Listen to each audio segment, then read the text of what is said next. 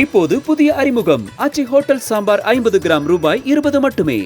விளாத்திக்குளத்துல 12வது பரீட்சை எழுதிட்டு வீட்டுக்கு பாப்பா வர்றாங்க. சாயந்தரம் 6 மணிக்கு வீட்டிற்கு வெளியே அந்த வயக்காலுக்கு தோட்டத்துக்கு போறாங்க. 8 மணி வரைக்கும் அந்த பாப்பா வரல. விளாத்திக்குளத்துல குளத்தூர் காவல் நிலையத்துல அந்த கம்ப்ளைண்ட் எடுத்துக்க மாட்டேங்கிறாங்க. அதனால 10ஆம் தேதி சாயங்காலம் காணாம போன அந்த மாணவி 11ஆம் தேதி மத்தியானத்திற்கு மேல ஏற்கனவே தேடி இடத்துல சடலம் கிடக்குதுன்னா யாரோ வந்து போட்டுட்டு போயிருக்கிறாங்க அப்படின்னு தான் மேற்கட்டமா நமக்கு தெரியுது.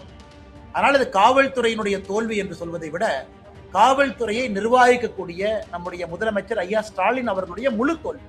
விளாத்திக்குளத்துல 10ஆம் தேதி செவ்வாய்க்கிழமை அன்னைக்கு சாயந்தரம் அன்பு சகோதரி 17 வயசு இருக்கக்கூடிய அந்த அன்பு சகோதரிக்கு நடந்திருக்கக்கூடிய கொடூரமான நிகழ்வு என்பது இன்னும் அதற்கு தீர்வு கிடைக்கல.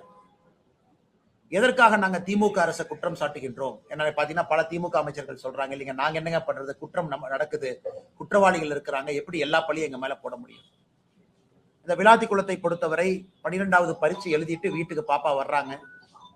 சாயந்தரம் 6 மணிக்கு வீட்டிற்கு வெளியே அந்த வயக்காலுக்கு தோட்டத்துக்கு போறாங்க.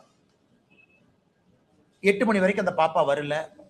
அதன் பிறகு அந்த குழந்தையினுடைய பெற்றோர்கள் குளத்தூர் காவல் நிலையத்துக்கு போய் கம்ப்ளைண்ட் கொடுக்க போறாங்க. விளாத்திக்குளத்துல குளத்தூர் காவல் நிலையத்துல அந்த கம்ப்ளைண்ட்டை எடுத்துக்க மாட்டேங்கிறாங்க. அடுத்த நாள் காலையில நீங்க விளாத்திக்குளம் அனைத்து மகளிர் காவல் நிலையத்துக்கு போங்கிறாங்க. 11ஆம் தேதி காலையில் அங்க போறாங்க.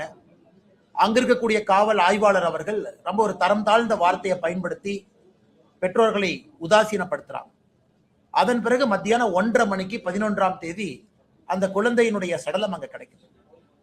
இது எந்த அளவுக்கு பெரிய ஒரு பாதிப்பு நம்ம எல்லோருக்கும் மனதில் ஏற்படுத்தி இருக்குன்னா, நம்மை பாதுகாக்கக்கூடிய அரசு ஒரு காவல்துறை ஒரு கம்ப்ளைண்ட் போகும் பொழுது எடுத்திருந்தா, அப்பவே போலீஸ்காரங்க வெளியே வந்து செக் பண்ணி இருந்தா ஒருவேளை இது தடுக்கப்பட்டிருக்குமோ?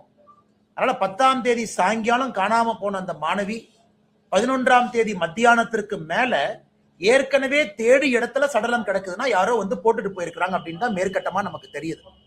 அதனால இது காவல்துறையினுடைய தோல்வி என்று சொல்வதை விட காவல்துறையை நிர்வகிக்கக்கூடிய நம்முடைய முதலமைச்சர் ஐயா ஸ்டாலின் அவர்களுடைய முழு தோல்வி. என்ன கமாண்ட் அண்ட் கண்ட்ரோல்ல வச்சிருக்கிறாங்க?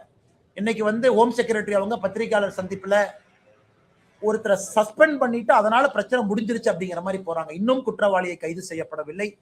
இதை நாங்க வன்மையா கண்டிப்பதை தாண்டி தமிழக மக்கள் புரிந்து கொள்ள வேண்டும். அந்த சகோதரி பேரை நம்ம பயன்படுத்தக்கூடாது, 17 வயது இருக்கிற காரணத்தினால. அவங்க 10ஆம் வகுப்புல 500க்கு 495 மதிப்பெண், அப்படின்னா 99%, 99%. இதை விட ஒரு ஏழை குடும்பத்துல ஒரு குழந்தை என்ன பண்ண முடியும் நீங்க யோசிச்சு பாருங்க. 99% மதிப்பெண்கள் பெற்று அந்த தலைமுறையை உயர்த்தக்கூடிய ஒரு வாய்ப்பு இருந்தும் கூட அந்த குழந்தைக்கு இது போல் நடந்திருக்கிறது. அதனால முதலமைச்சர் அவர்கள் வெட்கி தலை குனியணும். இன்னைக்கு கனிமொழி போயிருக்கிறாங்க, சகோதரி கனிமொழி அவர்கள் அங்க இருக்கக்கூடிய மக்கள் தங்களுடைய கோபத்தை காட்டியிருக்கிறாங்க. அதனால முதலமைச்சர் அவர்கள் இப்பவாவது ஆட்சி முடியும் தருவாயில்னாவது ஒத்துக்கணும், காவல்துறையை சீரமைக்கணும், காவல்துறைக்கு வந்து இன்னும் அதிக அதிகாரத்தை கொடுக்கணும், ஆட்சியாளர்களாக தோற்றிருக்கின்றார்கள் என்பதை ஒற்றுக்கொள்ளணும். இப்போது புதிய அறிமுகம் ஆச்சி ஹோட்டல் சாம்பார் 50 கிராம் ரூபாய் 20 மட்டுமே.